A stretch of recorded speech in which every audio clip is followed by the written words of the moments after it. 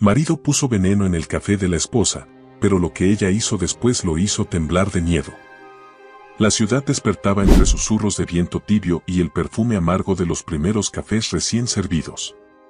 En la elegante zona de Polanco, el sol se deslizaba suavemente sobre las ventanas de una mansión blanca de columnas griegas, como si se negara a iluminar la mentira que ahí dormía.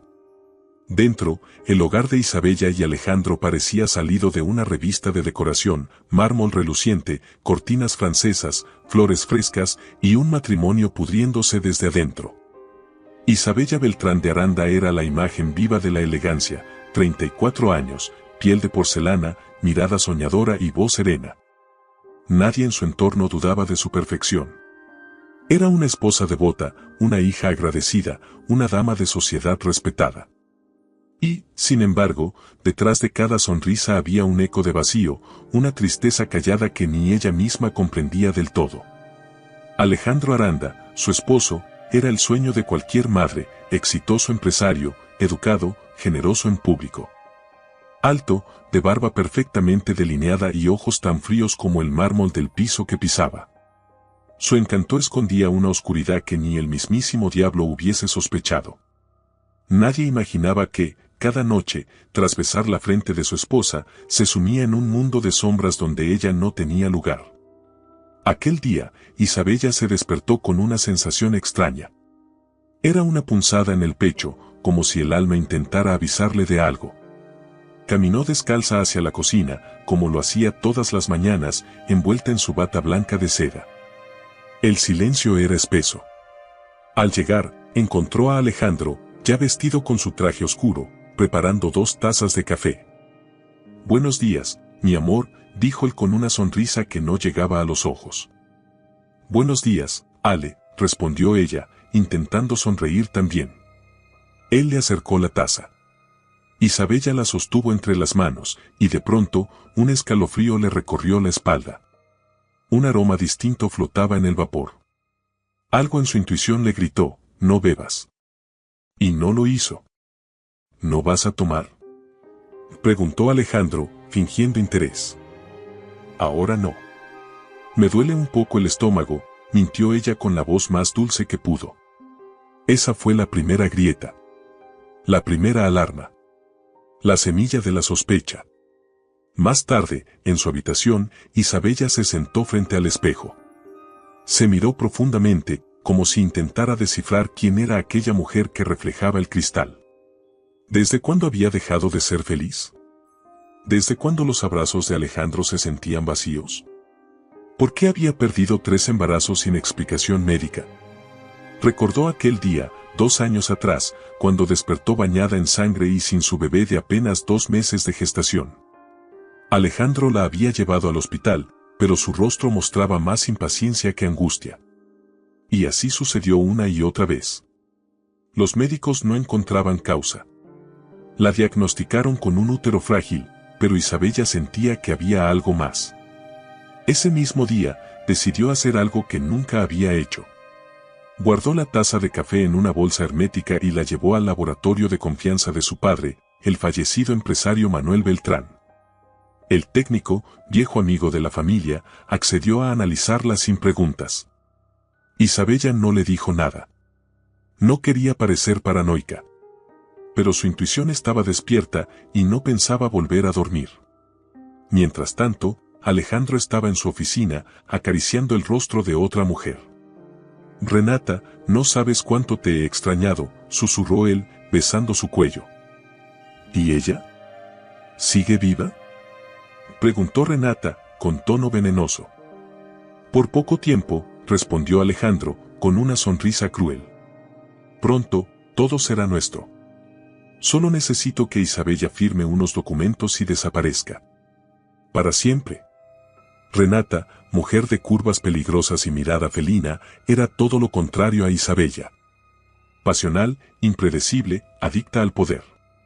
Había conocido a Alejandro en la universidad, y aunque sus caminos se habían separado, siempre supo que él sería su pase de entrada a la cima.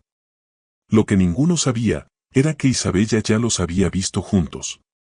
No en persona, sino en una foto olvidada en el celular de Alejandro. Una foto antigua, en blanco y negro, con un detalle perturbador: Renata estaba embarazada y Alejandro tenía la mano sobre su vientre. Los días pasaron con un ritmo engañosamente tranquilo. Isabella sonreía, cumplía con su rutina, se mostraba dulce. Pero por dentro, cada segundo era una agonía. Dormía poco, comía menos, y su corazón golpeaba con fuerza cada vez que Alejandro la tocaba. Finalmente, el técnico del laboratorio la llamó. Isabella, tenemos que hablar. Ella acudió esa misma tarde. Lo encontró pálido, nervioso. ¿Qué tenía el café?, preguntó ella con un hilo de voz. Un compuesto llamado cloruro de talio. Es altamente tóxico. Difícil de detectar en autopsias normales, pero mortal. Una dosis constante y habrías muerto en semanas. Isabella sintió que el mundo se rompía bajo sus pies. Cerró los ojos. Lloró en silencio. No entendía, no podía entenderlo. El hombre que ella amaba, el que la abrazaba cada noche, quería matarla. El dolor fue tan profundo que no había lágrimas suficientes para contenerlo. Pero en medio de esa oscuridad, algo cambió. No murió. No se quebró. Despertó. Esa noche, Alejandro volvió tarde. Isabella lo recibió con un beso en la mejilla, una copa de vino y una sonrisa tenue. ¿Cómo estuvo tu día, amor? Pesado, como siempre. Mucho estrés. Pobrecito, dijo ella. Mañana te prepararé algo especial. Él no lo supo, pero ese fue el inicio de su fin. En la mansión, en el silencio de la madrugada, Isabella tomó un cuaderno. Comenzó a escribir. Cada mentira. Cada sospecha. Cada momento de dolor. Y al final de la página, escribió una sola palabra: venganza. El amanecer se filtraba a través de las persianas de la habitación principal, tiñendo las paredes con un tono ámbar melancólico. Isabella no había dormido. Se había quedado sentada junto a la ventana, envuelta en una manta de lana azul, abrazando sus propias rodillas, con la mirada fija en el jardín húmedo por el rocío. No era la brisa de la madrugada lo que la estremecía, sino el frío de la verdad que ahora habitaba su cuerpo como un veneno más letal que el que Alejandro había querido darle. El informe del laboratorio seguía doblado sobre su mesita de noche. Un solo papel, una línea, un diagnóstico que partía su mundo en dos: cloruro de talio. Una palabra tan ajena y científica, tan aséptica y, sin embargo, tan brutal. El café con el que su esposo la había despertado cada mañana durante los últimos 3 meses estaba impregnado de muerte. Y ella, confiada, le había agradecido cada taza, cada sorbo, con una sonrisa. Las náuseas se mezclaban con la rabia, con el amor traicionado, con los recuerdos de noches en las que se habían abrazado bajo las sábanas mientras él acariciaba su espalda con dedos que ya sabían que ella no viviría mucho más. No lloraba. No había lágrimas. Era un silencio espeso el que la envolvía, como el de una tumba recién sellada. ¿Por qué, Alejandro?, susurró, sin que nadie pudiera escucharla. ¿Por qué me quieres muerta? No tenía respuestas. Solo tenía un propósito. A la mañana siguiente, bajó a desayunar con paso firme. Iba vestida con un conjunto beige, discreto, pero impecable. Su cabello estaba peinado con precisión milimétrica. Sus labios pintados de un rosa tenue. Alejandro ya estaba en la cocina, sonriendo como siempre. «Buenos días, amor», dijo él, acercándole una taza de café negro, recién hecho. «Hoy lo preparé con un toque de cardamomo. Sé que te gusta». «Gracias, Ale», respondió ella, y sostuvo la taza entre las manos. No bebió. Fingió llevarla a los labios, pero la mantuvo apenas cerca. Su nariz captó el aroma familiar, pero esta vez ya no era inocente. Lo sabía.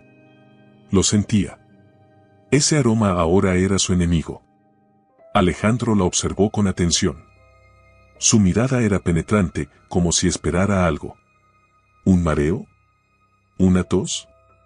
¿Un desmayo? ¿No lo vas a probar?, insistió con falsa dulzura. En un momento.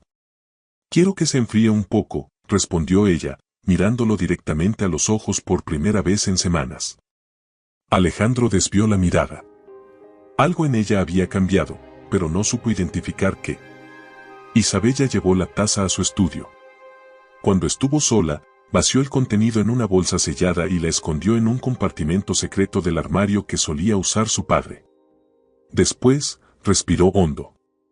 No podía actuar impulsivamente. Necesitaba un plan. Una estrategia. No bastaba con saber la verdad. Tenía que exponerla y hacerlo bien. Recordó las palabras de su madre, ahora fallecida: en esta vida, hija, no gana quien llora. Gana quien sabe cuándo llorar y cuándo sonreír con el puñal escondido. Esa misma tarde, acudió a la fundación que presidía desde hacía años, Mujeres con Voz, una organización dedicada a proteger a víctimas de violencia doméstica. Ahí se sentía útil. Ahí aún existía una parte de ella que no había sido contaminada por la traición. Lucía, su asistente, notó algo diferente. «Señora Isabella, ¿está bien?» «Perfectamente, Lucía. Pero necesito que me consigas el contacto de un investigador privado. Uno que sea discreto y eficaz». Lucía asintió, confundida, pero obediente. Isabella no dio más explicaciones. Solo volvió a su oficina y cerró la puerta. Encendió la computadora y comenzó a escribir un diario encriptado. Necesitaba dejar constancia. Si algo le pasaba, si Alejandro decidía actuar antes de tiempo, alguien tendría que saber lo que ella había descubierto. Mientras escribía, las imágenes se agolpaban en su mente: el rostro de Alejandro, la sonrisa de Renata en aquella fotografía, las 3 veces que perdió un hijo sin explicación, y una noche en particular, meses atrás. Cuando despertó en la madrugada y encontró a Alejandro manipulando su estuche de pastillas. Él dijo que solo buscaba una aspirina. Ella le creyó. Ese recuerdo la hizo estremecer. El detective recomendado por Lucía se llamaba Ramiro Galván. Era un hombre mayor, curtido por los años, con la mirada dura y una voz de cigarro. ¿Usted está segura de lo que dice, señora Beltrán?, preguntó después de escucharla durante más de media hora. No necesito estar segura. Ya lo sé. Quiero pruebas.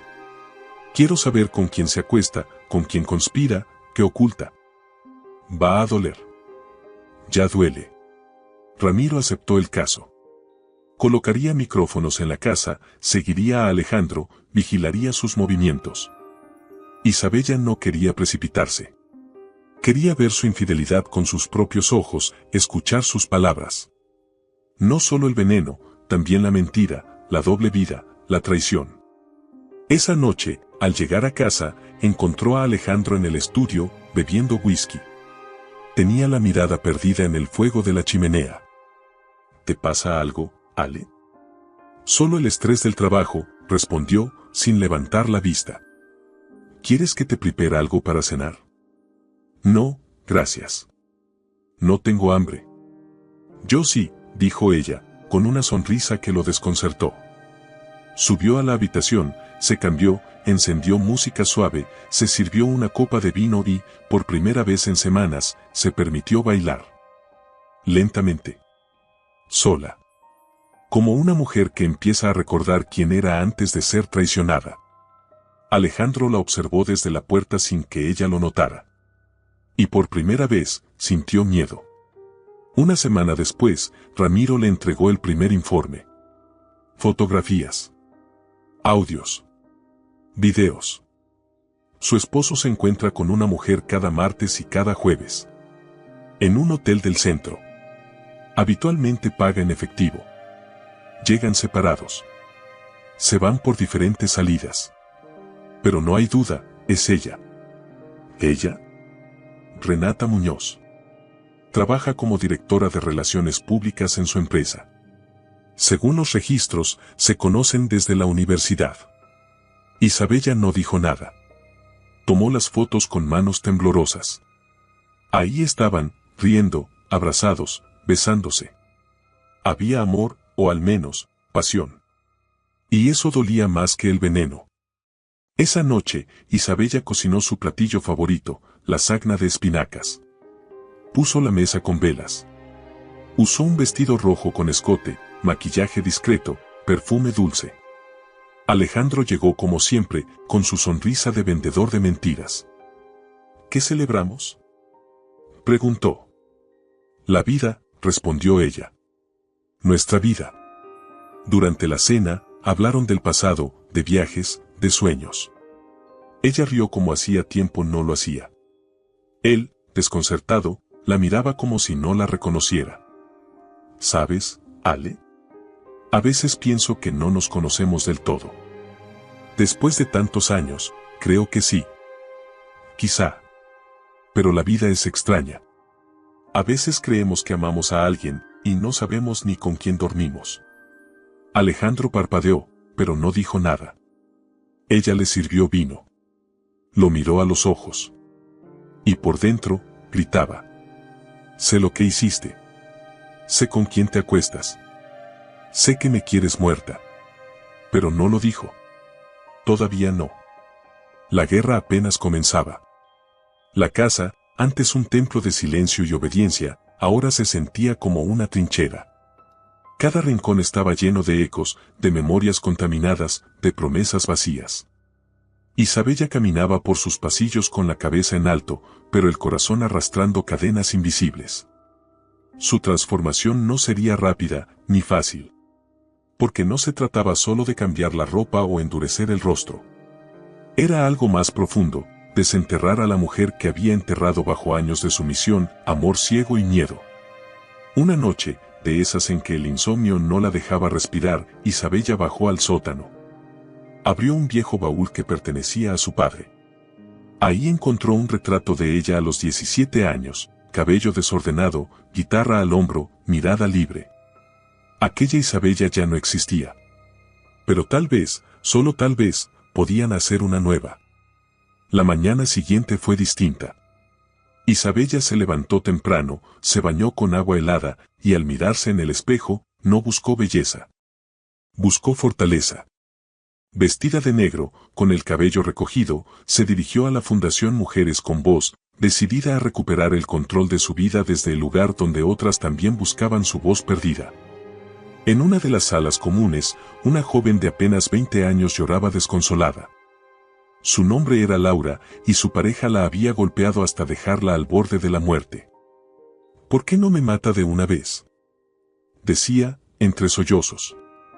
Isabella se sentó a su lado y tomó su mano. Porque no has terminado de vivir, Laura. Porque el dolor que te dieron no define lo que eres. Porque algún día vas a ver a ese hombre y no te va a dar miedo. Te va a dar lástima. Sus propias palabras la estremecieron. Porque eran para Laura, pero también eran para ella. Ese mismo día, conoció a Ernesto Ortega, un abogado que había sido convocado para dar una conferencia sobre derechos de las mujeres en procesos de divorcio violentos. Alto, de rostro adusto pero mirada honesta, vestía con sobriedad y hablaba con firmeza y respeto. Isabella lo escuchó desde la última fila. No solo por sus conocimientos, sino por la emoción con la que hablaba. No era un profesional más. Había vivido la tragedia en carne propia. Cuando terminó la charla, Isabella se le acercó. Su conferencia fue muy poderosa, licenciado. Gracias, señora. Isabella Beltrán de Aranda. Ernesto la miró con extrañeza. No por el nombre, sino por el tono en el que ella dijo su apellido. Como si no le perteneciera del todo. ¿Nos conocemos?, preguntó él. No que yo recuerde. Pero Ernesto sí recordaba. No a ella, sino a Alejandro. El apellido Aranda era como ácido sobre su lengua. Su padre había trabajado para la empresa de los Aranda, y había muerto en circunstancias extrañas después de denunciar irregularidades financieras. Alejandro había sido su superior. Su verdugo. Y él, Ernesto, aún no lo perdonaba. Isabella no sabía eso aún. Solo sintió una conexión inexplicable.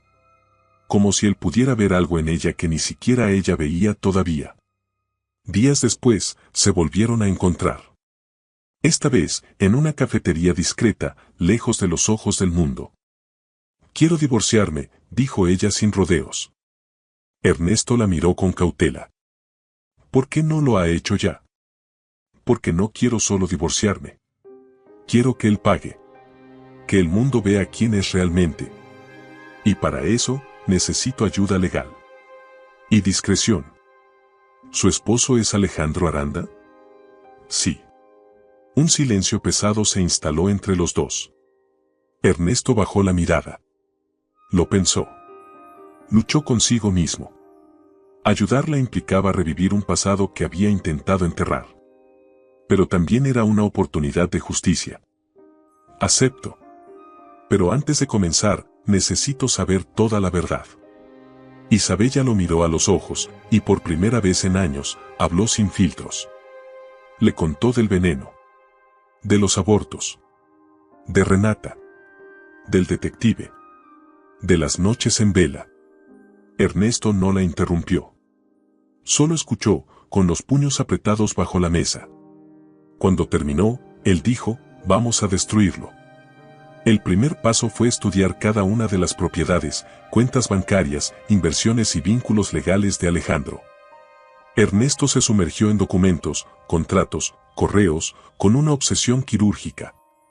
Cuanto más leía, más encontraba, desvío de fondos, pagos sospechosos, empresas fantasma. Pero no bastaba con tener pruebas. Tenían que hacerlo caer en su propia trampa. Mientras tanto, Isabella comenzó su cambio exterior. Empezó por cambiar su círculo social. Rechazó invitaciones, dejó de acudir a los clubes donde solía ir con otras esposas de empresarios. Comenzó a asistir a conferencias, cursos, espacios intelectuales. Nadie entendía nada. Las amigas murmuraban. Las vecinas especulaban. Dicen que Isabella se volvió feminista. Dicen que tiene un amante. Dicen que se volvió loca después de perder tantos bebés. Pero ella no escuchaba. Ya no vivía para complacer. Cada rumor la hacía más fuerte. Renata, por su parte, comenzaba a desesperarse. Alejandro la visitaba menos, respondía con frialdad. En su oficina, comenzó a sentir que la miraban. Que alguien la seguía. Que alguien sabía. Pero no tenía pruebas. Solo un presentimiento. Una noche, se presentó sin avisar en la casa de Alejandro. ¿Y tú qué haces aquí?, preguntó él, molesto. Quiero hablar contigo. A solas. Isabella los observó desde la escalera, sin ser vista. Escuchó palabras sueltas, embarazo, dinero, peligro. Esa noche, entendió que Renata no era una simple amante. Era una amenaza. Días después, en la fundación, Ernesto la llamó a su oficina. Tengo algo para ti, dijo, y puso sobre la mesa una serie de fotografías. Mira esto. Isabella vio a Alejandro, saliendo de un banco, reunido con un hombre que ella no conocía. Después, la imagen de una transferencia internacional de una cuenta a nombre de Ra Holdings. Está lavando dinero, dijo Ernesto. Y lo hace con cuentas que están a tu nombre. Si algo sale mal, tú irás a prisión. Isabella sintió un nudo en el estómago. Era más grave de lo que pensaba. Él no solo la quería muerta. La quería hundida. Fue esa noche, frente al espejo, que Isabella tomó una decisión. Ya no iba a llorar por lo que había perdido. Ahora iba a luchar por lo que merecía. El cielo se cerraba sobre la ciudad como un presagio. Nubes gruesas, como trapos viejos cubiertos de lodo, comenzaban a llenar el horizonte. El aire era denso, pesado. Y dentro del pecho de Renata, algo se agitaba con fuerza. No era amor. No era remordimiento. Era miedo. El miedo visceral de haber cruzado una línea que no tenía regreso. Estaba embarazada. No era un retraso, no una ilusión. El examen casero que sostenía entre sus manos lo confirmaba con 2 líneas rosadas, tan marcadas como el pecado que llevaba dentro. Se sentó en el piso frío del baño, abrazando su vientre a un plano. Lágrimas ardientes rodaban por sus mejillas. No por felicidad, sino por rabia. Ese hijo no era de Alejandro. Era de Julián, el hermano menor. Renata había comenzado su relación con Julián como un juego. Él era joven, impulsivo, fácil de manipular. Alejandro no la tomaba en serio, la mantenía a escondidas, la usaba como un pasatiempo entre viajes y juntas de directorio. Julián, en cambio, la veneraba. La llenaba de regalos, de promesas, de atenciones. La hacía sentir poderosa. Pero el corazón de Renata pertenecía a Alejandro. Siempre lo había hecho. Desde la universidad, desde aquella vez que lo vio de pie frente a un auditorio, hablando sobre negocios internacionales con esa voz grave y pausada, con ese aire de superioridad que tanto la excitaba. Lo amaba. Lo deseaba. Y lo quería solo para ella. Julián estaba en su departamento, en bata, con una copa de coñac en la mano. Cuando Renata entró sin avisar, él la recibió con una sonrisa despreocupada. ¿Qué haces aquí? ¿Te peleaste con el ogro mayor? Renata le lanzó el test de embarazo. Julián lo miró, lo leyó, y se puso pálido. ¿Es mío? Sí. ¿Estás segura? Claro que estoy segura. No seas imbécil. Julián tragó saliva. Se acercó a ella, intentó abrazarla, pero Renata se apartó. Esto cambia todo, Renata. Puedo dejarlo todo por ti. Podemos tener una familia. Renata lo miró con una mezcla de asco y tristeza. No seas ridículo. No quiero una familia. Quiero poder. Y Alejandro es el único que puede dármelo. ¿Y yo qué soy? ¿Un experimento genético? Eres un error. Uno que ahora tengo que corregir. Julián retrocedió. Su mirada se nubló.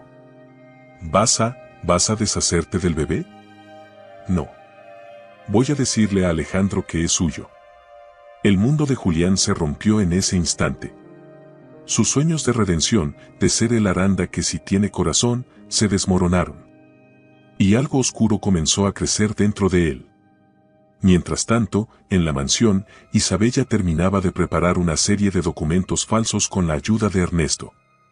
Un nuevo plan estaba en marcha. Si lograban probar que Alejandro había falsificado firmas, podrían comenzar un proceso legal por fraude. Pero Isabella estaba distraída. Había recibido una llamada anónima. Una voz femenina, distorsionada, le había dicho algo que aún le retumbaba en la cabeza: tu esposo no solo te envenena, también te reemplazó. Y el reemplazo, está embarazada. El alma se le fue al suelo. No podía confirmar quién era. Pero lo intuía. Renata. Y entonces, como un rayo, la sospecha llegó: ¿y si el hijo no es de Alejandro? ¿Y si hay algo más detrás de ese embarazo? Ernesto notó su distracción. ¿Estás bien? No. Pero tampoco estoy muerta. Y eso es más de lo que Alejandro esperaba. Esa misma noche, Isabella se puso un vestido negro y asistió a una gala benéfica donde sabía que estaría Renata. No iba por caridad. Iba a verla. A leerla. A enfrentarla. Renata estaba radiante. Llevaba un vestido rojo ajustado que resaltaba su figura. Al verla, Isabella sintió náuseas. Pero no por celos, sino por la injusticia. Las dos se saludaron como viejas conocidas. Isabella, qué gusto verte, dijo Renata, con una sonrisa venenosa. El gusto es mío. Te ves distinta. Ah, ¿sí? Más inflamada. Renata no respondió. Pero algo en su mirada cambió. La maternidad te hará bien, Renata. Continuó Isabella, con una sonrisa cortante. ¿De qué hablas? No hace falta que lo niegues. Ya sé la verdad. ¿Qué verdad? ¿Qué llevas dentro de ti al hijo de un hombre sin alma? Renata palideció. Sabía que Isabella había descubierto demasiado. Tú no sabes nada. No todavía. Pero lo sabré. Y cuando lo sepa, haré de tu vida el mismo infierno que tú construiste para la mía. Se despidió sin darle tiempo de responder. Esa noche, Julián fue a ver a su hermano. Entró a la oficina de Alejandro sin anunciarse. Tenía los ojos rojos, el corazón hecho pedazos y la voz a punto de quebrarse. Renata está embarazada, le dijo. Y tú crees que es tuyo. Pero no lo es. Alejandro lo miró en silencio. ¿Y de quién es? Mío. Una pausa. Una eternidad. Alejandro se levantó lentamente. Caminó hacia su hermano. Lo miró de arriba abajo. Luego soltó una carcajada seca. ¿Y crees que me importa? Debería. Te mintió. Nos mintió a los dos. Ella es mía, Julián. Siempre lo ha sido. Tú solo fuiste su entretenimiento. ¿La amas? No. Yo no amo. Yo poseo. Y con esas palabras, salió de la oficina. Julián quedó solo, respirando con dificultad. En ese momento, supo que tenía que elegir, venganza o destrucción. Las flores ya estaban colocadas sobre la mesa de mármol. Rosas blancas, orquídeas de color púrpura, lirios perfumados, cada pétalo perfectamente acomodado por manos expertas. La vajilla de porcelana inglesa descansaba como una promesa de elegancia, y las velas altas ardían con una serenidad que contrastaba con el incendio que crepitaba en el interior de Isabella. Ese día se celebraban 12 años de matrimonio. 12 años de mentiras. 12 años de veneno, no solo en su café, sino en sus sueños, en sus entrañas, en su historia. Pero esta noche, ella sería la autora del libreto. La protagonista. La víctima y la vengadora. Alejandro llegó puntual. Vestido con un traje azul medianoche, camisa blanca y una corbata bordó. Tenía en las manos una caja pequeña de terciopelo y una sonrisa ensayada, como la que había usado tantas veces en eventos, fotografías familiares, entrevistas. Pero sus ojos lo traicionaban. Estaban oscuros, inquietos, como si en el fondo de su alma supiera que algo, en esta noche tan cuidadosamente planeada, iba a salir mal. Isabella lo recibió en el salón principal. Llevaba un vestido color esmeralda que se pegaba a su silueta como una segunda piel. El escote mostraba lo suficiente para atraer, pero no para entregarse. Su perfume era delicado, pero envolvente. Había hecho de sí misma un arma silenciosa, una belleza afilada, una mujer que ya no temía a morir, porque había renacido. «Feliz aniversario, amor», dijo Alejandro, acercándose a besarla. «Feliz aniversario», respondió ella, correspondiendo el gesto con una sonrisa templada, tan perfecta que dolía. Le entregó la caja. «Un pequeño detalle, para recordarte que aún queda magia entre nosotros». Isabella la abrió. Un brazalete de oro blanco con diamantes en forma de mariposa. Irónico. Él, que había arrancado sus alas una por una, le regalaba una joya con forma de libertad. «¿Ves, precioso?», mintió. «Como tú». Cenaron con música clásica de fondo. El chef privado sirvió un menú de 6 tiempos, crema de langosta, ensalada de peras con nueces, filete en salsa de vino, sorbete de limón, fondant de chocolate, café. Café. El detalle no era casual. Alejandro mismo sirvió la bebida en una cafetera francesa, con una delicadeza que no había tenido nunca. «Quise prepararlo yo mismo». «Como antes», dijo, mirándola fijamente. «Qué lindo gesto», dijo ella, sosteniendo la taza sin acercarla aún a los labios. Una pausa. Un silencio. Una tensión casi imperceptible, que flotaba entre el aroma tostado del café y el perfume embriagador de las flores. «¿No lo vas a probar?» «En un momento. Quiero brindar primero». Levantó su copa. «Por ti, Alejandro. Por todo lo que me has dado, y todo lo que me has quitado». Alejandro parpadeó. Sonrió nervioso. ¿Eso fue un chiste? Tal vez. Isabella se llevó la taza a los labios. Bebió un sorbo mínimo. Alejandro respiró hondo. Unos segundos después, Isabella dejó caer la taza al suelo. Se quebró con un estruendo agudo. Ella tambaleó. «Isabella, ¿estás bien?» «Siento que me mareo». Cayó hacia atrás, con los ojos en blanco, fingiendo un desmayo. Alejandro corrió hacia ella. Isabella. Isabella. La tocó. Buscó su pulso. Había uno, pero débil. Apenas perceptible. Una sonrisa helada se asomó a sus labios. Pero fue efímera. ¿Qué hiciste?, dijo una voz a su espalda.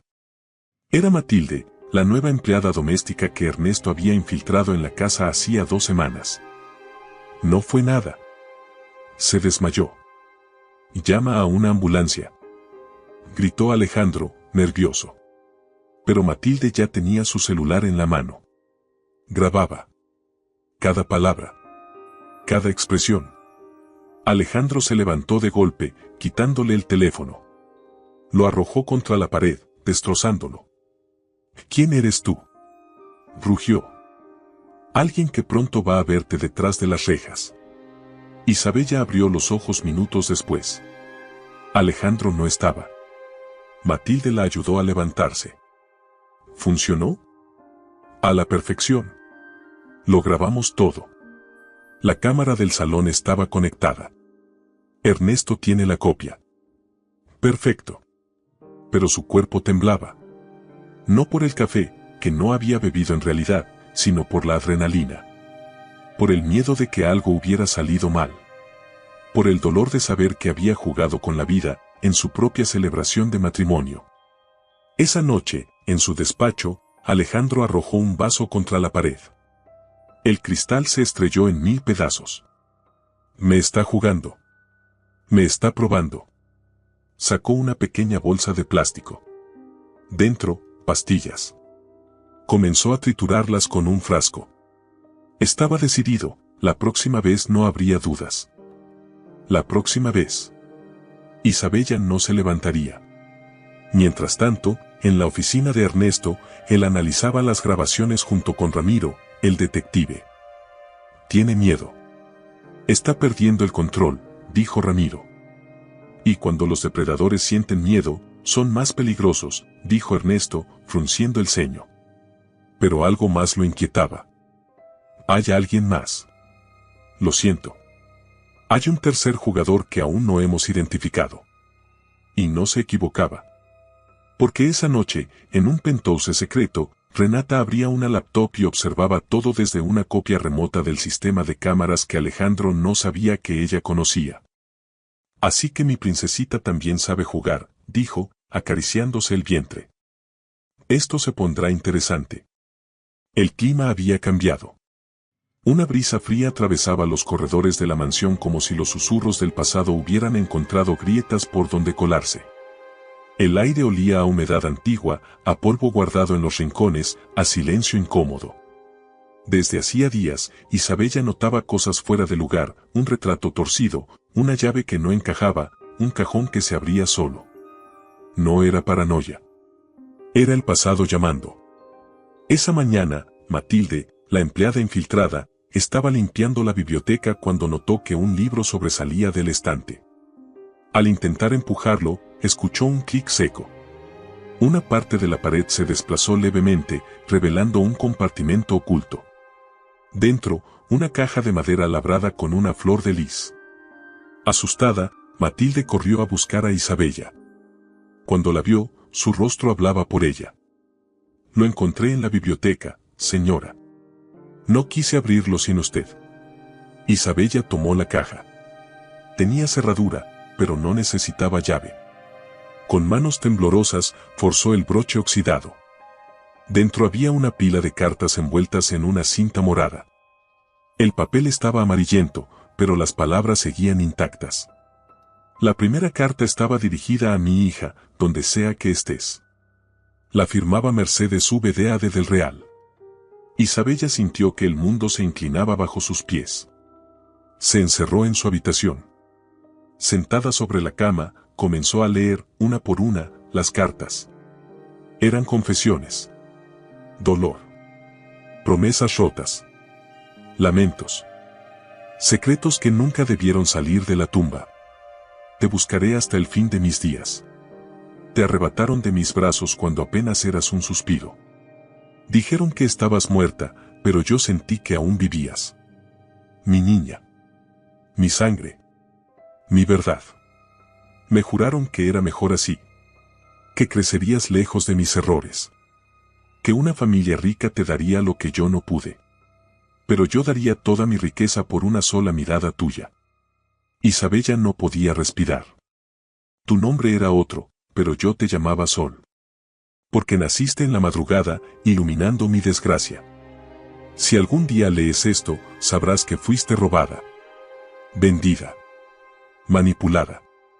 Y te juro que lo sabré, si me perdonas. Isabella gritó. Un grito animal. Crudo. De esos que no tienen idioma, solo dolor. El espejo se hizo añicos cuando lanzó contra él una figura de porcelana. Cayó de rodillas. Lloró. Tembló. ¿Quién soy? Gritó, ¿quién soy en realidad? La confrontación con sus padres adoptivos fue inevitable.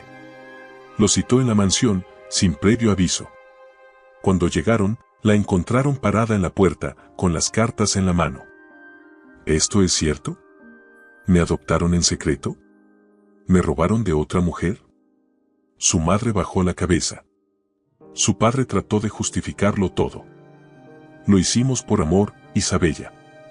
No podíamos tener hijos. Mercedes era una mujer inestable. La autoridad le quitó la custodia. Te dejaron en el hospital. Nosotros te criamos. Te dimos una vida digna. ¿Una vida digna basada en una mentira? Te amamos. Gritó su madre entre lágrimas. Pero nunca me dieron mi verdad. Nunca me dijeron quién soy. La echó de la casa. Cerró la puerta. Cayó de rodillas. El mundo que había construido estaba edificado sobre una tumba de secretos. Esa noche, Ernesto fue a verla. La encontró deshecha, descalza, con las cartas esparcidas por el suelo. ¿Todo bien? No sé quién soy. Lo miró con ojos vacíos. Ni siquiera sé si Isabella es mi verdadero nombre. Tu nombre no te define. Tú eres tú. La mujer que se levantó después de la traición más profunda. La que se enfrentó a su verdugo sin pestañear. La que ahora mira el abismo y no se lanza. Él se acercó. Ella se dejó abrazar. Por primera vez, tembló. No de frío, sino de necesidad. Necesitaba sentirse real. Y en los brazos de Ernesto, por un instante, lo fue. Pero el infierno no había terminado de abrirse. A la mañana siguiente, recibió una notificación legal. Mercedes del Real había solicitado el derecho de reconocimiento legal como madre biológica. Había contratado un poderoso bufete para iniciar el proceso judicial. Quería a su hija de vuelta. Y, con ella, todo lo que le pertenecía. Mercedes apareció en público por primera vez durante una rueda de prensa organizada con glamour. De pie, con un vestido negro y joyas discretas, parecía una matriarca de telenovela. Su voz era firme, su mirada gélida. Me arrebataron a mi hija al nacer. Me dijeron que estaba muerta.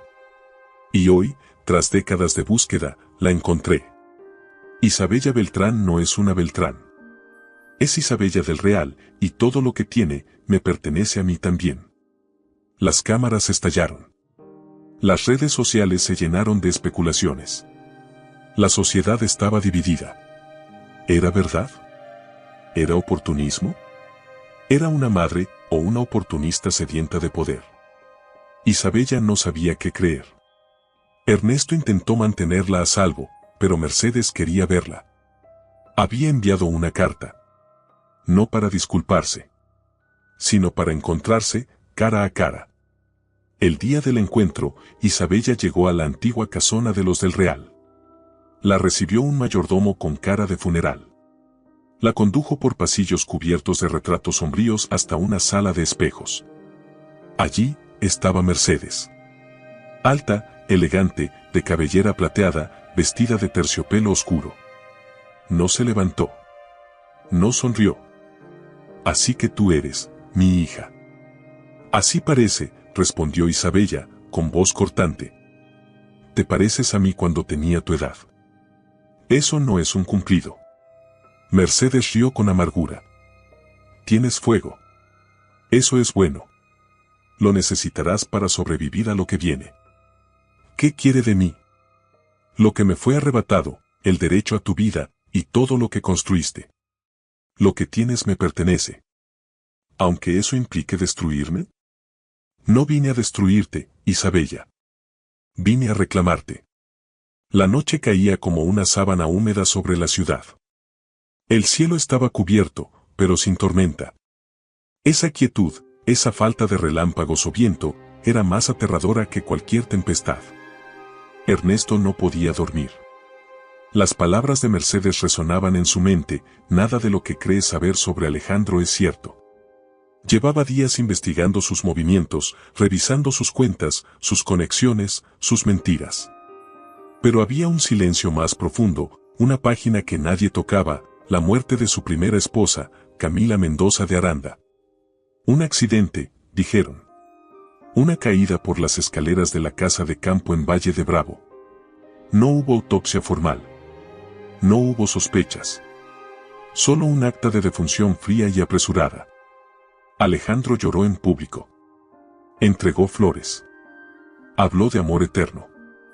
Y a la semana siguiente ya estaba saliendo con Isabella. Ernesto no podía ignorarlo más. Tomó su auto y manejó hasta Valle de Bravo. Allí, entre los pinos y el canto lejano de los grillos, se levantaba la antigua casa. Abandonada desde hace años, parecía un mausoleo. Las ventanas estaban rotas. La reja oxidada. Pero dentro, la historia esperaba ser contada. Entró con una linterna. El silencio era abrumador. El aire olía a moho, a encierro, a muerte antigua. En la escalera principal, aún estaban las marcas. Un barandal roto. Un escalón astillado. La escena de la caída. Ernesto subió. En el pasillo, al final, había una habitación cerrada con llave. La forzó. Dentro encontró cajas, carpetas, diarios, álbumes. En uno de los cajones, escondido bajo un doble fondo, halló un cuaderno rojo, encuadernado a mano. Era el diario de Camila. Lo leyó esa misma noche, en la penumbra, con el corazón apretado. Cada página era una confesión silenciosa, un grito ahogado, una advertencia que nadie quiso escuchar. Hoy Alejandro me empujó. Me gritó que no servía para nada. Que lo avergonzaba. Me encerró en la habitación toda la tarde. Tengo miedo. Intenté dejarlo. Dijo que si lo hacía, haría parecer que yo me suicidé. Que nadie me creería. Hay una mujer. Renata. Sé que tienen algo. Lo vi. No me atreví a decirle que lo sabía. Esta noche discutimos. Dijo que si abría la boca, me iba a matar. Que todo lo que tengo es gracias a él. Última entrada: si alguien lee esto, no fue un accidente. Ernesto sintió un nudo en la garganta. La sangre hervía. La justicia ardía como lava. Volvió a la ciudad al amanecer. Sin dormir, sin comer, con los ojos inyectados de furia. Citó a Isabella en su despacho. Tienes que ver esto. Ella leyó en silencio. Cada palabra era un espejo. Camila había vivido lo mismo que ella: humillación, encierro, miedo. Pero no tuvo la oportunidad de escapar. Ella murió con la verdad en el alma, y nadie la escuchó. Ernesto, susurró Isabella, con la voz quebrada. ¿Qué hacemos? Lo que ella no pudo hacer. Vamos a levantar la tumba que él selló con mentiras y a sacar la verdad. Frente a todos. Esa misma semana, Ernesto acudió a un fiscal de confianza. Solicitaron la exhumación del cuerpo de Camila con base en el diario, alegando evidencia de homicidio.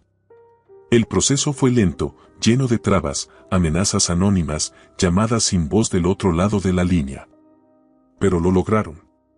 El día de la exhumación, el cementerio estaba vacío. Solo estaban ellos, Ernesto, Isabella, el fiscal y el forense. Cuando el ataúd fue abierto, el silencio fue absoluto. Los restos estaban casi intactos. Pero había algo que nadie esperaba, una fractura en la nuca, con un patrón incompatible con una caída por las escaleras. Fue un golpe. Desde atrás. Confirmó el forense. Esto no fue un accidente. Fue un asesinato. La denuncia formal fue presentada esa misma noche. Alejandro fue citado a declarar. No pienso ir, dijo él, furioso, cuando recibió la notificación. No tienes opción, le dijo su abogado. Están reviviendo a una muerta para destruirme. No. Están dejando que la muerta hable por fin. La prensa estalló. Empresario implicado en la muerte de su primera esposa, posible feminicidio ocultado durante años, Alejandro Aranda bajo investigación. Las cámaras rodeaban su casa. Los inversionistas se retiraban. La reputación comenzaba a agrietarse como un cristal fino. Renata, al enterarse, lo enfrentó en su oficina. ¿Tú la mataste? No fue así. ¿La mataste o no? Alejandro la abofeteó. Pero Renata no era Camila. Ni Isabella. Renata sacó un cuchillo de su bolso. Intenta tocarme otra vez, y verás si no termino lo que tú empezaste con Camila. Alejandro entró en espiral. Bebía. Gritaba. Llamaba a Isabella a las 3 de la mañana. Le dejaba mensajes llorando, rogando, insultando. Ella nunca respondió. Ernesto consiguió una orden para congelar parte de los bienes mientras se investigaba el crimen. Alejandro estaba cercado. Pero aún tenía unas bajo la manga. La noche del velorio simbólico que organizaron en memoria de Camila, Isabella se presentó en el altar con flores blancas. Frente a los asistentes, tomó la palabra. Ella murió sin justicia. Pero hoy, le devolvemos la voz. Camila, donde sea que estés, te juro que no voy a dejar que él vuelva a matar. Las cámaras captaron sus lágrimas. El país entero la vio.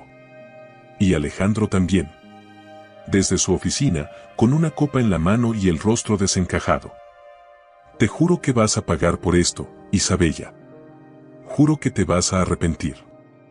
Pero por primera vez, sus amenazas no tenían eco. Solo desesperación. Isabella se miró en el espejo con atención. Llevaba puesto un camisón de seda blanca que dejaba al descubierto sus hombros. Su cabello caía como cascada sobre la espalda y sus labios estaban pintados de rojo sangre. No había dulzura en su mirada, no había ternura. Solo estrategia. Solo fuego. Habían pasado semanas desde que Alejandro fue citado a declarar por la muerte de su primera esposa. Estaba acorralado, paranoico, bebiendo más de lo habitual. Se encerraba por horas en su despacho, hablaba en voz baja por teléfono, y había comenzado a revisar los bolsillos de sus empleados como si todos fueran espías. Estaba desesperado.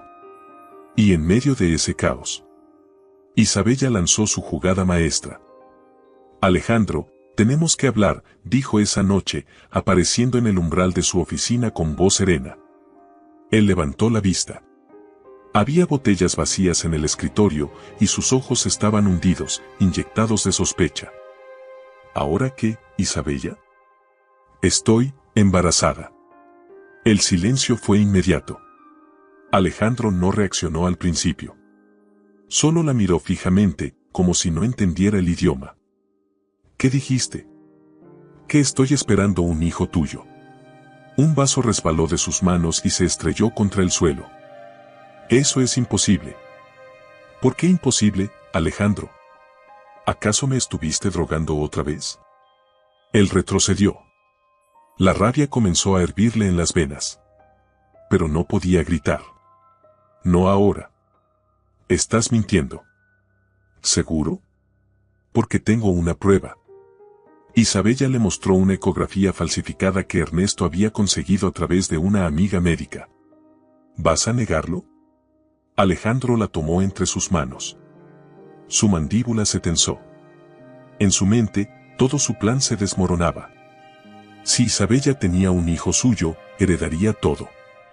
Y si ella decidía vivir, él quedaría fuera para siempre. Esto cambia todo, sí. cambia tu futuro. Isabella lo abrazó. Se dejó abrazar. Sintió su corazón latiendo rápido, como el de un animal enjaulado. Quiero que vayamos a descansar unos días. A nuestra cabaña en Hidalgo. Como antes. Solo tú y yo. Podemos empezar de nuevo, le susurró al oído. Alejandro dudó, pero aceptó. No porque quisiera recuperarla, sino porque ya tenía el plan. Esa noche, mientras él dormía, Isabella se levantó en silencio y tomó su maleta. En el forro interior cosió un rastreador satelital que Ernesto le había entregado con una advertencia. Este viaje puede ser una trampa. Lo sé. ¿Y aún así vas? Sí. Porque para vencer al monstruo, tengo que dormir en su jaula. 2 días después, partieron hacia la cabaña. El camino era largo, serpenteante, entre montañas y neblina.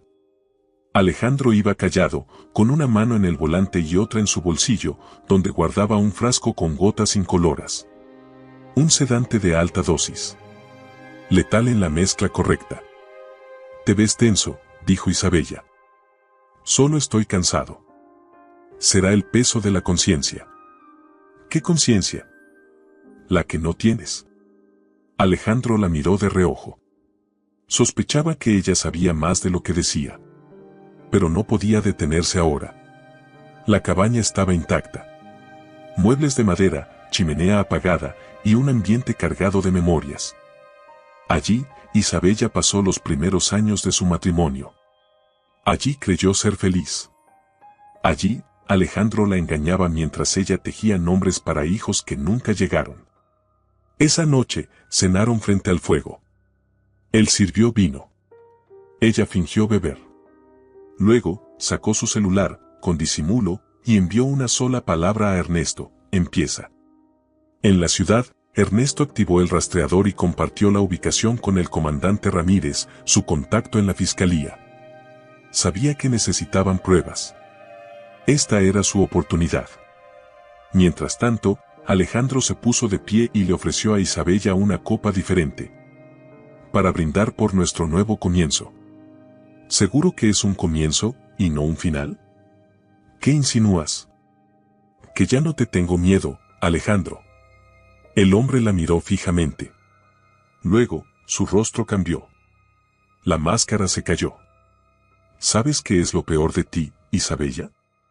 ¿Qué crees que eres más lista que yo? Pero no lo eres. Y ahora, ya es tarde. Ella dejó caer la copa. ¿Me vas a matar aquí también? ¿Cómo hiciste con Camila? Él se congeló. ¿Qué dijiste? Ya lo sabemos todo.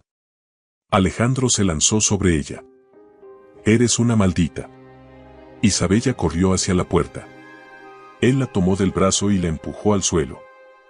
Nadie se mete con Alejandro Aranda. Ella gritó. Y en ese momento, las luces de una patrulla iluminaron la ventana. Ernesto irrumpió con 2 oficiales. Alejandro fue inmovilizado. Pero antes de ser esposado, se volvió hacia Isabella. No has ganado nada. Esto no ha terminado. Ella, de pie, con sangre en el labio, lo miró con el alma endurecida. Sí, Alejandro. Terminó, para ti. El cielo estaba encapotado cuando Alejandro encendió el auto. Las primeras gotas de lluvia golpeaban el parabrisas como advertencias divinas, como si el universo gritara, no vayan. Pero allí estaban, él al volante, con el rostro más tenso que nunca, y Isabella sentada junto a él, envuelta en un silencio inquietante. No era una escapada romántica. Era un viaje de muerte. Y ambos lo sabían. Desde el asiento trasero, la maleta con el rastreador parecía latir como un corazón oculto. Ernesto y el comandante Ramírez monitoreaban todo desde una camioneta camuflada a kilómetros de distancia. Sabían que no podían intervenir aún, necesitaban pruebas contundentes, irrefutables, grabadas. Pero el camino se hacía largo. Demasiado largo. Y Alejandro, en su silencio, parecía estar masticando una decisión. ¿Estás nerviosa?, preguntó de pronto, sin mirarla. ¿Debería estarlo? quizá. Después de todo, este puede ser nuestro último viaje juntos. Isabella respiró hondo. Mantuvo la mirada al frente. ¿Y por qué lo sería? Alejandro sonrió. Una sonrisa rota. Vacía. Porque a veces, el amor termina de formas inesperadas. Llegaron al mirador de la sierra cerca del atardecer. La vista era sublime, un acantilado que se perdía en la niebla, árboles que crujían con el viento y la promesa del abismo a solo unos pasos. Alejandro aparcó el auto. Baja. Quiero mostrarte algo. Isabella dudó. Luego, asintió. Cada paso la acercaba a la frontera entre la vida y la muerte. El viento era helado. La niebla, densa. La atmósfera parecía sacada de un sueño premonitorio. O de una pesadilla sin fin. Aquí fue donde traje a Camila por última vez, confesó Alejandro, con la voz apenas audible. Isabella se paralizó. ¿Qué dijiste? Ella también creía que podía engañarme. Que podía retarme.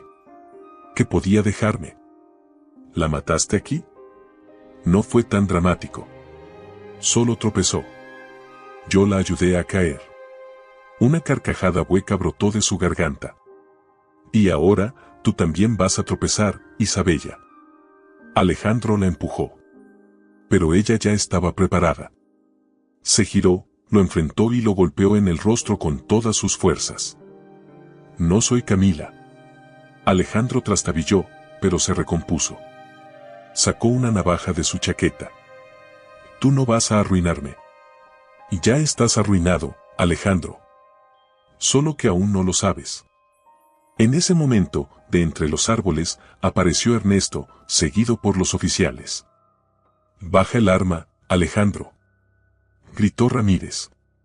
Alejandro giró con furia. Todos me traicionan. Todos. Corrió hacia el borde del acantilado, con Isabella detrás. Detente. Gritó ella. Ven conmigo. Y si no vas a ser mía, no serás de nadie. Trató de abrazarla y arrastrarla al vacío, pero ella se zafó. Un forcejeo desesperado, brutal. La tierra tembló bajo sus pies. Un paso más y ambos caerían. Pero Ernesto alcanzó a sujetar a Isabella de la muñeca. Alejandro perdió el equilibrio y cayó de rodillas al borde del precipicio, jadeando como un animal herido. Los oficiales lo esposaron. Estás arrestado por intento de homicidio, violencia doméstica y complicidad en la muerte de Camila Mendoza, dijo Ramírez. No tienen pruebas. Sí las tenemos. Isabella sacó de su bolsillo una pequeña grabadora. Y esta vez, no vas a escapar. Horas después, de vuelta en la ciudad, Isabella estaba sentada en la sala de su casa, envuelta en una manta. No hablaba. No lloraba. Solo miraba al vacío. Ernesto la observaba desde la distancia. ¿Estás bien? Estoy viva. Eso no es lo mismo que estar bien. Ella lo miró. ¿Sabes qué es lo peor de todo? ¿Qué? Por un instante, creí que podía cambiar. Que ese viaje sería otra cosa. Ese viaje fue necesario. Fue el último capítulo de tu encierro. No. Fue la primera página de mi libertad. La noche cayó como un telón de terciopelo negro sobre la ciudad. Desde su departamento en Polanco, Renata observaba el horizonte con la mirada perdida y un vaso de vino tinto que no se atrevía a beber. El líquido rojo oscilaba como si supiera que algo estaba por suceder. Algo irreversible. Julián estaba en la habitación contigua, dormido. O eso creía ella. Llevaba días sin hablarle. Desde que supo que Alejandro había sido arrestado, Renata se quebró.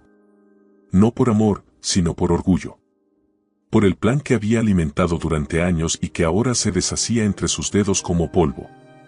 La llamada que recibió esa tarde fue breve y directa: tenemos que hablar. Hoy. Donde empezó todo. Era Alejandro. Había salido en libertad bajo fianza mientras se completaban los peritajes del caso Camila. Su voz sonaba distinta. Rota. Fría. como si ya no le importara perderlo todo. Renata aceptó. No porque lo amara, sino porque odiaba más a Julián de lo que alguna vez amó a Alejandro. En la cocina, vertió unas gotas de un líquido translúcido en el café que preparaba. Lo removió con calma. Sus manos no temblaban. Sus ojos estaban secos. Para que descanses mejor, mi amor, susurró al aire, como si eso la absolviera. Llevó la taza a la habitación. Julián estaba de espaldas. Renata se sentó junto a él.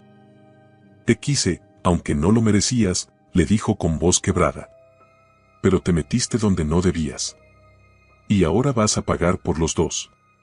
Julián se giró lentamente. No estaba dormido. Ya lo sabía, dijo con una sonrisa triste. Siempre supe que algún día ibas a matarme. Renata palideció. ¿Qué? Y aún así, me quedé. Porque te amo. Maldita sea, te amo. Tomó la taza, la bebió de un solo trago y la arrojó contra la pared. Ahora solo queda esperar. Y cerró los ojos. Renata gritó. Intentó llamar a emergencias. Pero Julián no se movía.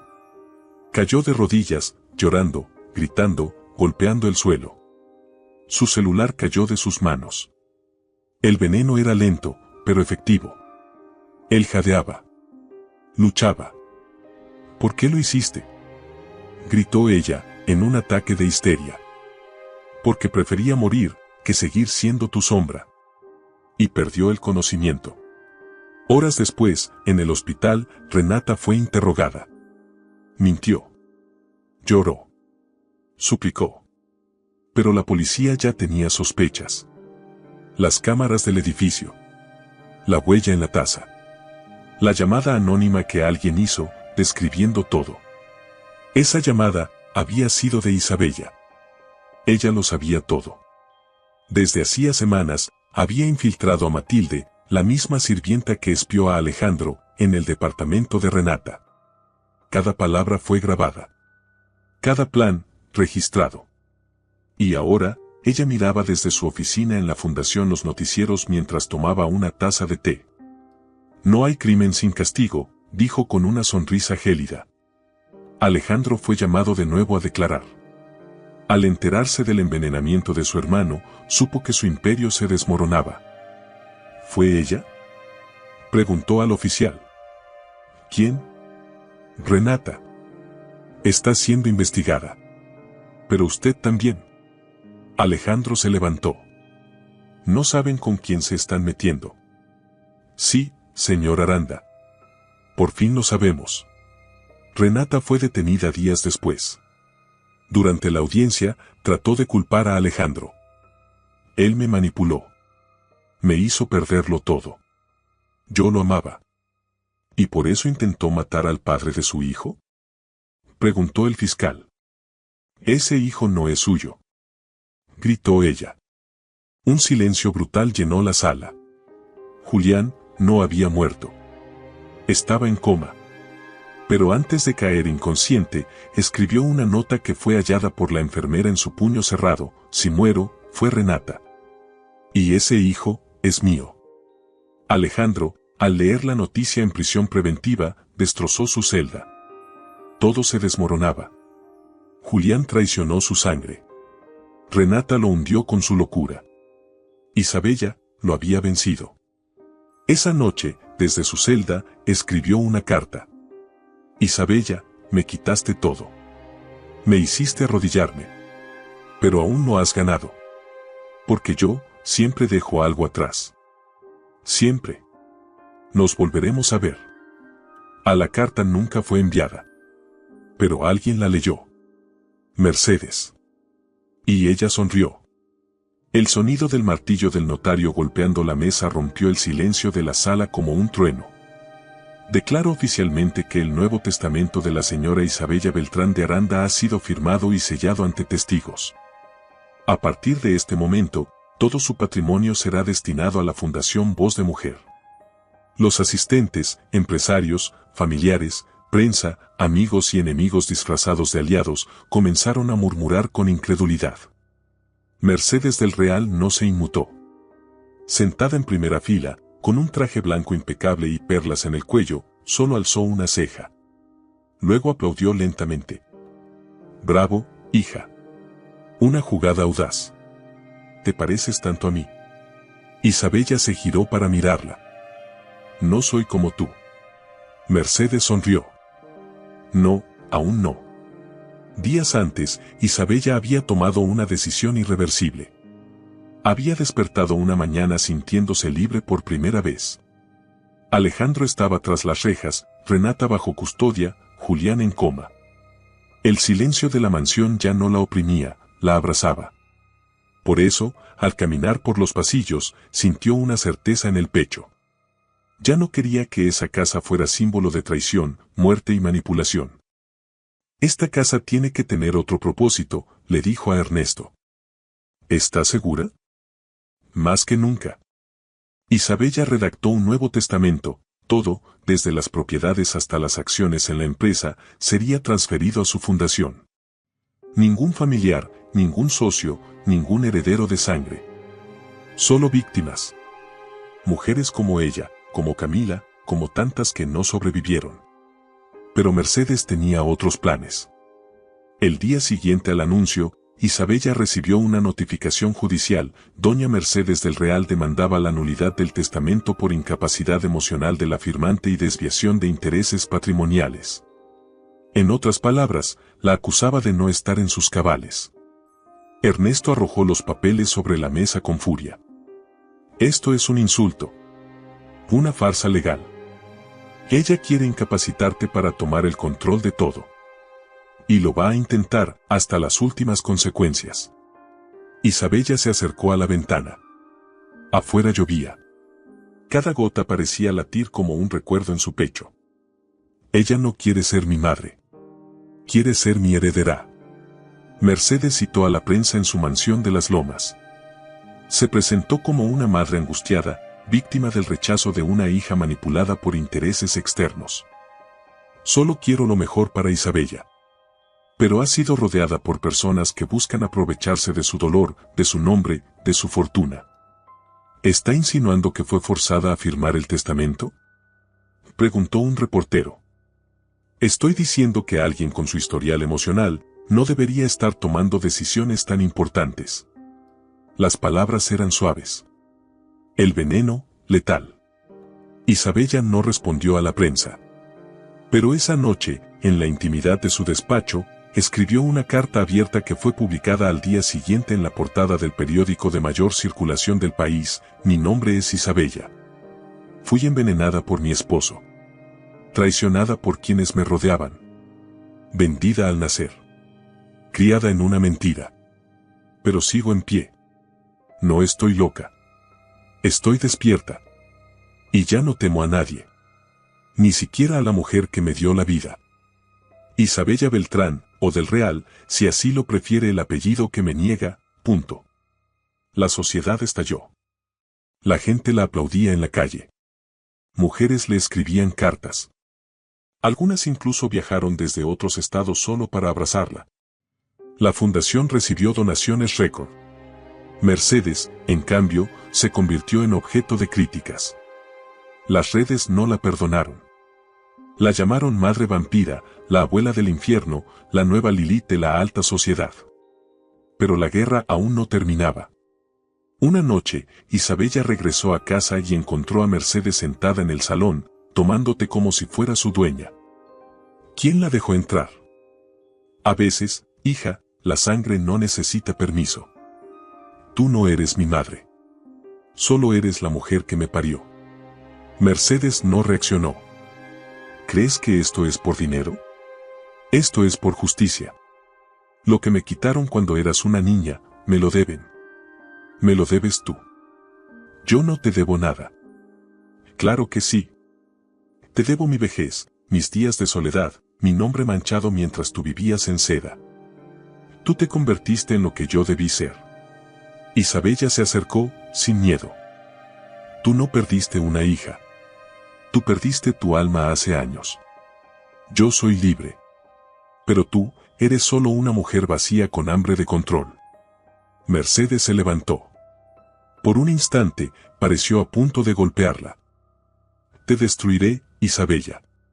Lo juro por la tumba de tu abuela. Buena suerte. Yo ya morí una vez. Y lo que está muerto, no se puede matar. La lluvia golpeaba la ventana del hospital psiquiátrico abandonado como si quisiera entrar a presenciar el final de una obra maestra de horror. Las paredes, manchadas por la humedad, parecían llorar en silencio. Las luces parpadeaban. Un silencio espectral reinaba. Solo el eco de los pasos de Alejandro rompía la penumbra. Sostenía un revólver. Su chaqueta estaba empapada. Había escapado de la custodia con ayuda de un viejo contacto corrupto. Lo último que supieron de él fue que había dejado una carta con una sola palabra: justicia. Isabella fue secuestrada a plena luz del día, mientras salía de una reunión en su fundación. El conductor de confianza no era Ernesto, sino un impostor. En segundos, la metieron en una camioneta, la drogaron y desaparecieron. Cuando despertó, estaba en una vieja silla, atada de manos, frente a Alejandro. Él la miraba con una mezcla de odio, deseo y dolor. Como un animal que supo amar, pero eligió matar. Bienvenida a tu confesionario, Isabella. Ella no gritó. No suplicó. Solo lo miró. Pensé que nunca tendrías el valor de hacerlo tú mismo. ¿Creías que ibas a ganar así de fácil? ¿Que con videos, papeles y lágrimas podrías borrar todo lo que fuimos? ¿Y qué fuimos, Alejandro? Fuego. No. Fui ceniza. Él se acercó lentamente, con el revólver en la mano. ¿Sabes por qué te traje aquí? Para que me temas por última vez. No. Para que me escuches. Porque tú también me destruiste. Isabella sonrió con tristeza. Tú ya venías roto desde antes. Solo necesitabas un cuerpo para romper. Alejandro se arrodilló frente a ella. Te juro que, en algún momento, te amé. ¿Antes o después de los abortos inducidos? Alejandro bajó la mirada. Eso fue necesario. Para ti. Para tu imperio. Para tu plan. Pero no para mi corazón. Te juro que, cada vez que te veía dormir, pensaba en parar. Pensaba que eras demasiado pura. Y por eso te odié más. Un silencio pesado se adueñó del lugar. Ella habló, despacio. ¿Quieres saber qué me salvó? ¿Qué? ¿Qué te entendí? ¿Me entendiste? Sí. Entendí que lo tuyo no era amor. Era hambre. Hambre de control, de poder. No querías una esposa, querías un espejo donde no te vieras miserable. Alejandro dejó caer el revólver. Se cubrió el rostro. Tú no eres santa. Tú también mentiste. También jugaste. Y aprendí con el maestro. Isabella, aún atada, lo miró con compasión feroz. Nunca me mataste, Alejandro. Solo me hiciste más fuerte. Entonces, ¿por qué estás aquí? Porque quise estarlo. Alejandro la miró confundido. ¿Qué? Sabía que ibas a escapar. Sabía que ibas a venir por mí. Y vine desarmada. Porque yo también quería verte, una última vez. Isabella inclinó el cuerpo. De entre su bota, cayó una pequeña cuchilla escondida. Cortó las cuerdas en silencio mientras Alejandro deliraba. ¿Sabes qué es peor que morir? Le dijo, de pie, libre, acercándose a él. Vivir sabiendo que no pudiste destruirme. ¿Qué vas a hacer? Te voy a dar lo que querías, una confesión. Ella sacó un termo pequeño y sirvió 2 tazas de café sobre una mesa oxidada del cuarto. Este es tu ritual, ¿no? ¿Qué contiene? Nada que no te haya servido a mí 1000 veces. Alejandro dudó, pero bebió. Isabella también. ¿No tienes miedo de morir? Ya morí muchas veces. Tú me mataste cada vez que me mentiste, me drogaste, me hiciste perder a mi hijo. Alejandro empezó a temblar. ¿Qué me diste? Miedo. Él se llevó las manos al pecho. ¿Me envenenaste? No. Solo te dejé vivir con tu conciencia. Ese es el veneno más cruel. Alejandro cayó de rodillas, llorando. Acábalo. Máteme. No. No soy tú. Y no necesito matarte. Porque ya estás muerto. Horas después, la policía irrumpió. Alejandro estaba desmayado. Isabella los esperaba sentada, con una serenidad que helaba la sangre. Confesó todo. Está grabado, dijo, entregando la cámara oculta en su blusa. ¿Y usted, señora? Ella sonrió. Yo ya no soy su señora. Ahora soy la mujer que sobrevivió. La lluvia caía como bendición sobre la ciudad. Era densa, persistente, como si el cielo mismo necesitara llorar junto a Isabella todo lo que fue, todo lo que perdió, y todo lo que decidió nunca volver a permitir. El tribunal había dictado sentencia esa misma mañana. Alejandro Aranda, culpable de intento de homicidio, feminicidio, manipulación psicológica agravada, encubrimiento de asesinato y asociación delictiva. Condenado a cadena perpetua, sin derecho a apelación. Renata, culpable de intento de homicidio y complicidad en múltiples fraudes financieros, condenada a 20 años de prisión. Julián, aún en coma. Y Mercedes, desaparecida. Su última aparición fue en el aeropuerto, escoltada por su abogado. No dio declaraciones. Solo una mirada gélida a las cámaras. Un susurro entre dientes, esta historia no ha terminado. Luego subió al avión y desapareció. Pero para Isabella, sí había terminado. Al fin. La mansión amaneció silenciosa, como si hasta los muros respiraran con alivio. Isabella caminó por los pasillos descalza, con una bata blanca. Pasó la mano por los marcos de las puertas, por los cuadros, por los recuerdos. En la chimenea ardía un fuego suave, tibio. No para calentar, sino para purificar. En el jardín, mujeres caminaban con pasos lentos pero seguros. Mujeres víctimas de violencia, abuso, abandono. Algunas aún heridas, otras renaciendo. La mansión ya no era una prisión. Era un refugio. Un hogar. Un santuario. Ernesto llegó al mediodía. Llevaba una pequeña caja de terciopelo en la mano. No había música, ni flores, ni espectáculo. Solo él y su verdad. Isabella. Ella lo miró. En sus ojos ya no había tormenta. Solo claridad. Gracias por todo lo que hiciste por mí. No fue por ti. Fue por la verdad. Pero ahora que la tienes, quiero preguntarte algo. Se arrodilló. ¿Quieres comenzar de nuevo conmigo? No como una esposa, sino como una compañera de vida. Isabella se quedó en silencio. Una lágrima bajó por su mejilla. Y sonrió. Pero no como las princesas de cuento. Sino como una mujer que eligió su propio final. Ernesto. Te quiero. Te respeto. Pero ahora, pertenezco a mí misma. Ernesto bajó la cabeza. No dolido. No derrotado. Conmovido. Orgulloso. Se puso de pie. La abrazó. Y se marchó. Isabella salió a la calle con un paraguas cerrado. Dejó que la lluvia la empapara. Caminó lento. Paso firme.